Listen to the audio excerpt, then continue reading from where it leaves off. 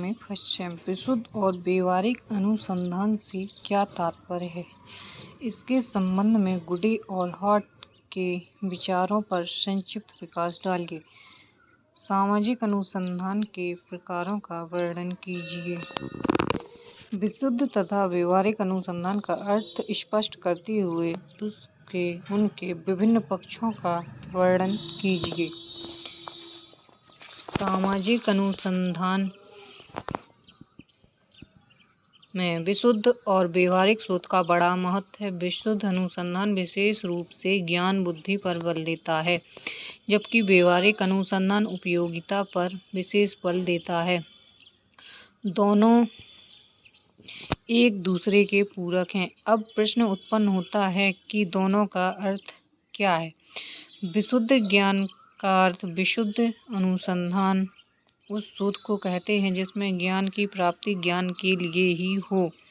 इसमें वैज्ञानिक पद्धति से अनुमानित परिकल्पना के आधार पर किसी तथ्य या सिद्धांत पर खोज या शोध करना पड़ता है। आइंस्टीन का शोध विशुद्ध था। यह सामाजिक विज्ञानों में भी निम्न प्रकार से संभव है।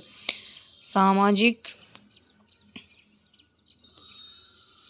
घटनाओं और जटिल तथ्यों के बारे में जानकारी प्राप्त करने के लिए किए गए शोध विशुद्ध अनुसंधान का प्रमुख कर्तव्य है कि वह समाज में घट रही महत्वपूर्ण घटनाओं की जानकारी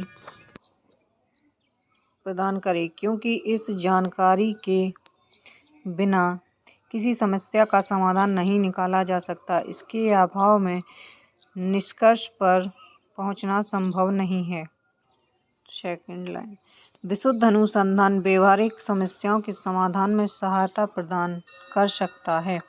विशुद्ध अनुसंधान हमें सामग्री प्रदान करता है। इसी सामग्री के आधार पर हम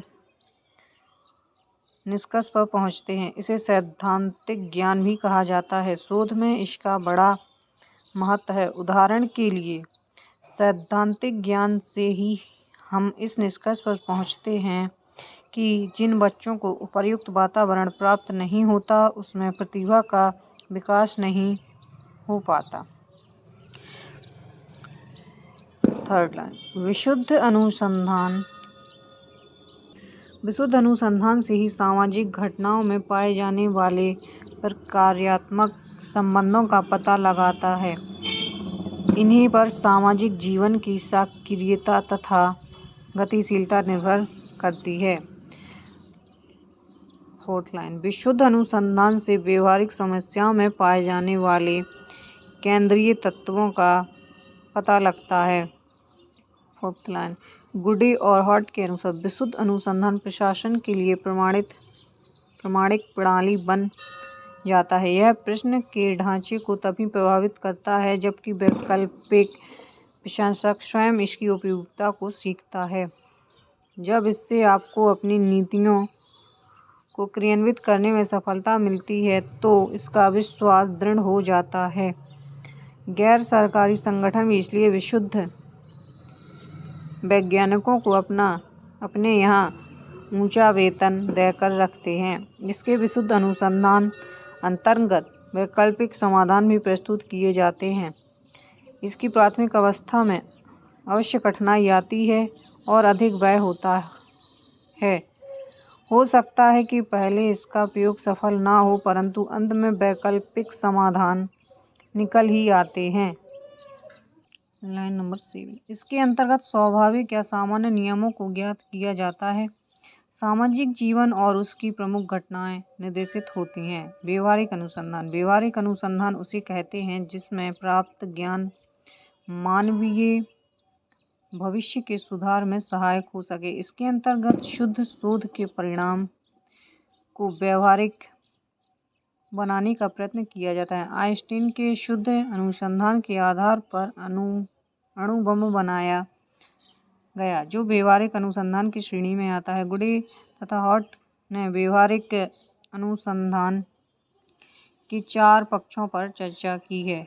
व्यवहारिक अनुसंधान, पहला, व्यवहारिक अनुसंधान नए तथ्यों को प्रदान करता है। यह व्यावसायिक पूर्व जानकारी प्रदान करता है। इसमें सामग्री और आंकड़े संकलित किए जाते हैं।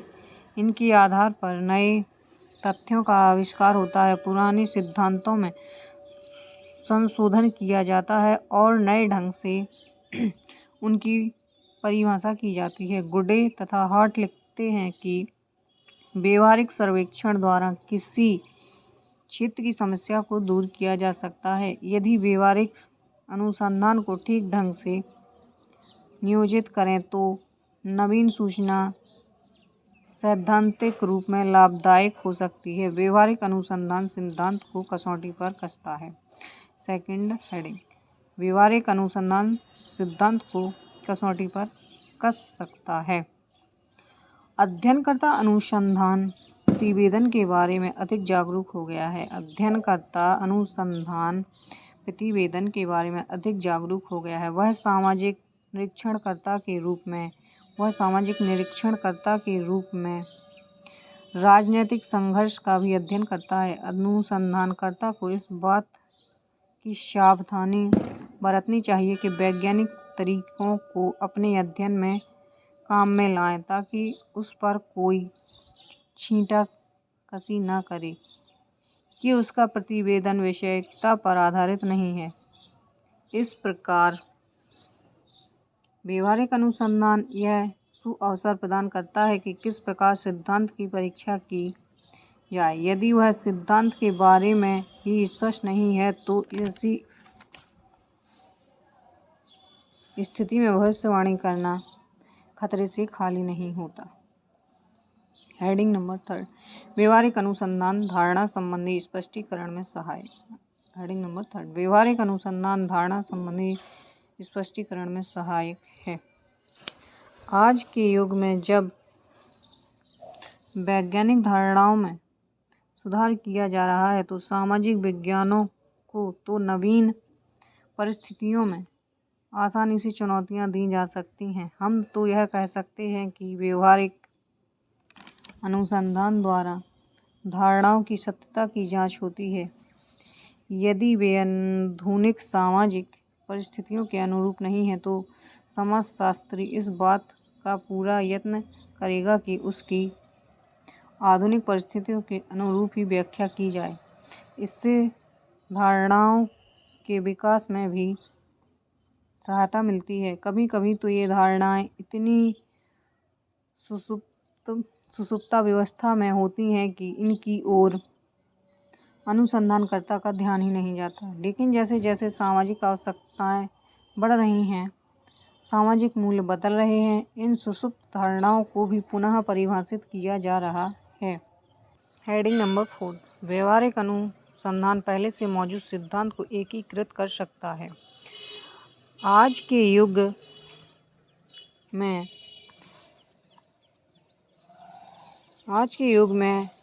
हम किसी समस्या के समाधान के लिए किसी एक ही विषय पर निर्भर नहीं रह सकते हैं। उदाहरण के लिए, यदि हमें एक बांध का निर्माण करना है तो इसमें आर्थिक, भौतिक, राजनीतिक, रसायन शास्त्र, भूगोल संबंधी विभिन्न प्रकार की संभावित समस्याओं पर विचार करना आवश्यक है। इसी प्रकार किसी सामाजिक समस्या के समाधान के लिए हमें कई नियमों के ज्ञान का सहारा लेना पड़ता है। जैसा कि पंजाब समस्या के समाधान के लिए एक राजनीतिज्ञ को इतिहास, भूगोल, धर्मशास्त्र, समाजशास्त्र इत्यादि विभिन्न विषयों का ज्ञान आवश्यक है। इन सब का एकीकरण समस्या के समाधान के लिए आवश्यक है। अब इनमें कुछ तत्व अधिक प्रभावशाली होते हैं जबकि कुछ कम प्रभावशाली होते हैं। अनुसंधानकर्ता को इनके महत्व के अनुसार इनका चयन करके निष्कर्ष निकालना पड़ते हैं। अतः वास्तव में व्यवहारिक अनुसंधान विद्यमान सिद्धांत का एकीकरण करता है। अंत में पीवी यंग के शब्दों में यथार्थ दो प्रकार के अनुसंधान के मध्य कठोर विभाजन रेखा नहीं खींची जा सकती। प्रत्येक अपने विकास और सत्यापन के लिए दूसरे पर निर्भर हैं। व्यवहारिक अनुसंधान पद्धति का सबसे बड़ा महत्व यह है कि वास्तव में सिद्धांत और व्यवहार में जमीन आसमान का अंतर होता है। सिद्धांत का तब तक कोई मूल्य नहीं है जब तक कि सिद्धांतों को व्यवहार की कसौटी पर कसकर न देखा जाए। हम देखते हैं कि बड़े बड़े आदर्श या सिद्धांत जो देखने में बड़े सुंदर दिखते हैं, व्यवहार की कसौटी पर खरे नहीं उतरते। उदाहरण के लिए पद सोपान देखने में लोक प्रशासन का एक महत्वपूर्ण सिद्धांत प्रतीत होता है, परंतु व्यवहार में प्रशासन की विभिन्न श्रेणियां या सोपानों का कोई महत्व नहीं रह जाता, जबकि निरंतर पर बैठे कर्मचारी सर्वोच्च स्तर पर बैठे कर्मचारी में निर्देश प्राप्त करने के लिए विवश हो जाता है तथा मध्यस्थों की अवहेलना करनी पड़ती है। इसी प्रकार कभी कभी मध्यस्थ श्रेणियों को छोड़कर सीधे ऊपर के अधिकारी के प्रति उत्तरदायी बनना पड़ता है। इस प्रकार लोक प्रशासन के अलावा ये शासन राजनीतिक, स्थानीय, क्षेत्रीय, राष्ट्रीय व अंतर्राष्ट्रीय राजनीति के ऐसे विभिन्न सिद्धांत हैं जिनका व्यवहारिक कसौटी पर कसा जाना अत्यंत आवश्यक है। इसलिए व्यवहारिक शोध अत्यंत आवश्यक एवं महत्वपूर्ण है। व्यवहारिक अध्ययन पद्धति अनुभवगम्य होती है और यह अधिक वैज्ञानिक होती है। व्यवहारिक पद्धति को प्रयोगात्मक पद्धति भी कहा जाता है, क्योंकि इसमें राष्ट्रीय राजनीति के सिद्धांत को व्यवहार या प्रयोग में लाकर देखा जाता है। इस पद्धति के प्रयोग में सामाजिक विज्ञान, विशेषकर राजनीति विज्ञान को वैज्ञानिक शोध का रूप प्रदान करके समाज की महत्वपूर्ण सेवा के लिए इसे उपयोगी बना दिया है।